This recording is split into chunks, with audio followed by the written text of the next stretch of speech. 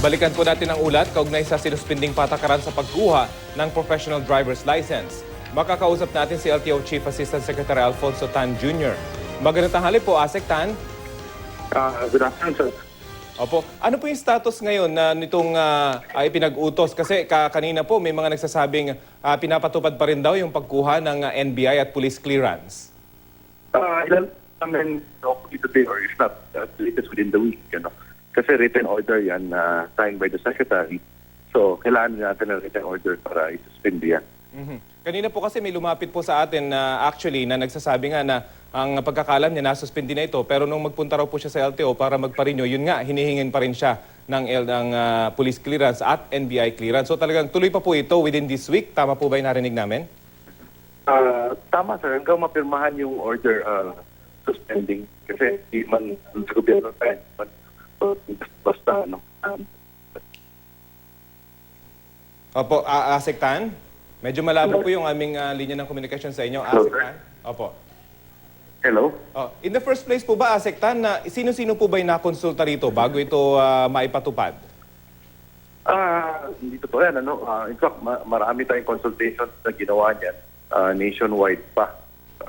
May mga minutes kami niyan at karamihan dito, dumalo yung mga transport groups pa. Kasi po kahapon may nakausap kami isang transport group. If I'm not mistaken, yung Piston. Ang sinabi po nila, hindi raw po sila nakonsulta at nagulat nga daw po sila na may ganitong ipapatupad na panuntunan. Meron kaming minutes ng consultation at meron na rin akong nakausap na transport group at aminado sila na hindi raw nila napansin yun nung nagkaroon ng consultation.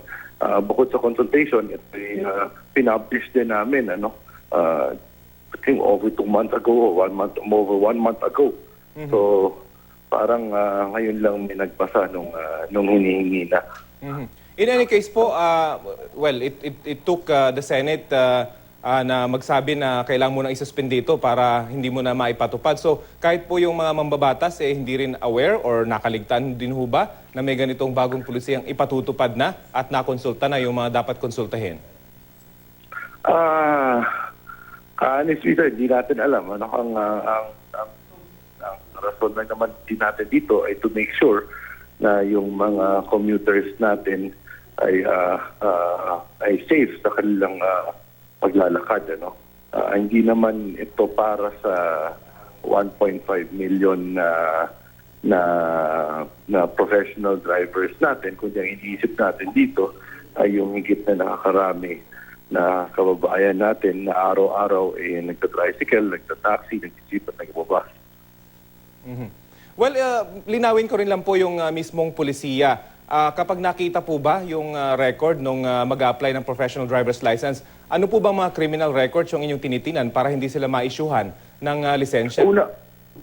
Una sa siguro linawin natin, hindi ito bagong polisiya. Ang hinihingi namin dati ay alternatibo. Either magsumite ka ng police clearance or NBI clearance. Ngayon, alam naman natin na hindi pareho yung database ng dalawa. Kaya para makuha natin lahat, ang hinihingi natin ngayon dapat ay dalawa na, NBI and police clearance. Opo. So hindi ito bagong requirement. Apparently, nahirapan sila sa NBI clearance. Sa aking pagkakaalam, mas malawak din kasi ang database na NBI. Pero syempre, kailangan din po ng local clearance yung police kasi kuminsan hindi rin ito nasasakop ng NBI, hindi ho ba? Yung mga bagay na dapat makita ng LTO na record nila sa mga police. Tama yun, sir. Kaya nga hinihingi natin dalawa na dapat ngayon instead of isa lang. So, linawin ko lamang po, kasi marami po rin talagang natatanggap kaming mga reklamo. So, within the week, talagang pagpapatuloy po yung pulisiyang ito hanggat hindi pa po talaga nabibigyan ika nga ng memo yung mga LTO offices na suspendido na po itong pulisiyang ito. Kailangan, sir, dahil yun nga, yung order nga ay pinapublish pa nga at nag-consultation at nag-publish at firmado pa ng ng secretary. So, hindi pwedeng verbal lang ay suspindi namin. Opo. Balikan ko lamang po yung sa mga senador. Naipakita naman po sa kanila na maraming nakonsulta, nakausap yung mga transport sectors at hindi naman po tinutulan ito nung mga konsultasyon na ito, I would assume. So, naipakita po ba ito sa mga senador para masabing talagang dumaan ito sa proseso? Yun ang sinabi namin sa kanila kahapon. Ano? In fact, sabi ko kasi may mga minutes kami and you're all invited to look at the minutes para makita nyo rin kung sino yung mga dumalo na transport sector leaders at kung ano yung sinabi nila nung consultation. Medyo nagulat nga kami kasi nung consultation, the sentiment nila ay tama lang, dapat higpitan at yun nga. Pero sa consultation po, lumabas na rin yung issue na dagdag gastos po ito para sa kanila. Wala nga kaming opposition. In fact, masasabi ko na yung opposition, ang isang item lang sa consultation na may opposition ay yung proposal natin na kapag 3 beses mong hindi na ipasa ang exams, forever barred ka na sa pagkuha ng lisensya. Ano? So kaya ang ginawa namin, in-adjust namin yung order at ginawa namin disqualified ka for 2 years kapag 3 or more times kang bumagsak. Ano? Yun lang ang opposition na nakuha namin. So nakagulat na nung in-implement na, saka lumabas itong mga opposition na to. Siguro dapat sabihin, ano, nung may nakausap rin akong transport sector, na nag-oppose, na nag-implement. Pero ang tanong natin sa kanila, bakit niya ba ina-oppose to? Amin to kasi sila na marami sa kanilang hanay ay may mga hit sa NBI more than yung police. Kaya sabi ko, paano naman natin susolusyonan yan?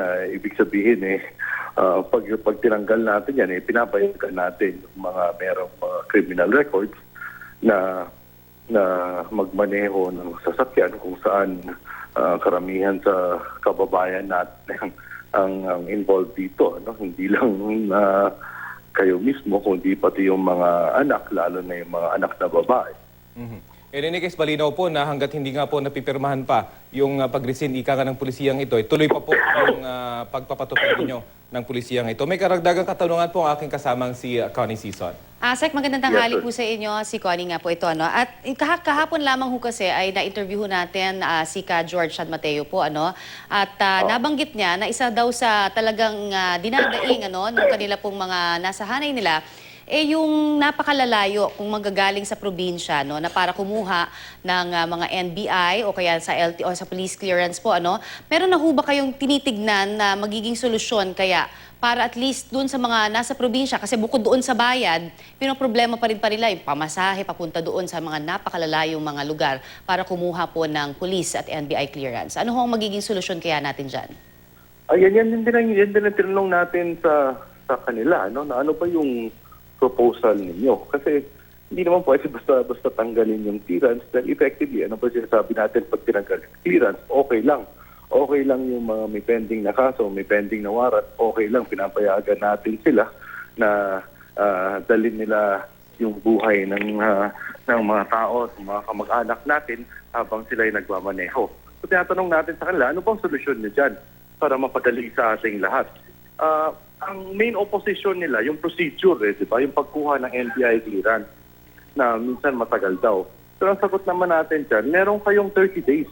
Meron kayong 30 days na mag-renew ng license bago mag-expire ito. So, dapat masanay naman tayo na kunin natin ito bago pa mag-expire yung lisensya natin. So ano ho, kasi ang nasabi na rin ho ni DOTC Secretary nga na kinakailangan pag-ilatag nyo na mabuti kung ano yung mga magagawa nito para doon sa mga hihingan nga po ng professional driver's license ng NBI at ng police clearance. So ano ho ba talaga in terms of yung sinasabi ni DOTC Secretary na mukhang malabo, maganda yung intensyon pero hindi malinaw? Maganda yung intensyon at para sa amin malinaw. Kung ang problema ay pagkuha ng NBI clearance, maybe ang tignan natin is padaliin yung pagkuha ng NBI clearance, hindi yung tanggalin yung requirement. Ang problema dito is yung riding public natin walang boses, di ba? Ang may boses, ang organized is yung mga transport group. Pero kagaya nga ng sinasabi ko, populasyon natin 100 million. Iilan ba dyan na nagko-commute? So, gaya na natin sa 80 million. Paano naman yung 80 million kumpara sa 1.5 na pinapakinggan natin sa polisiyang ito.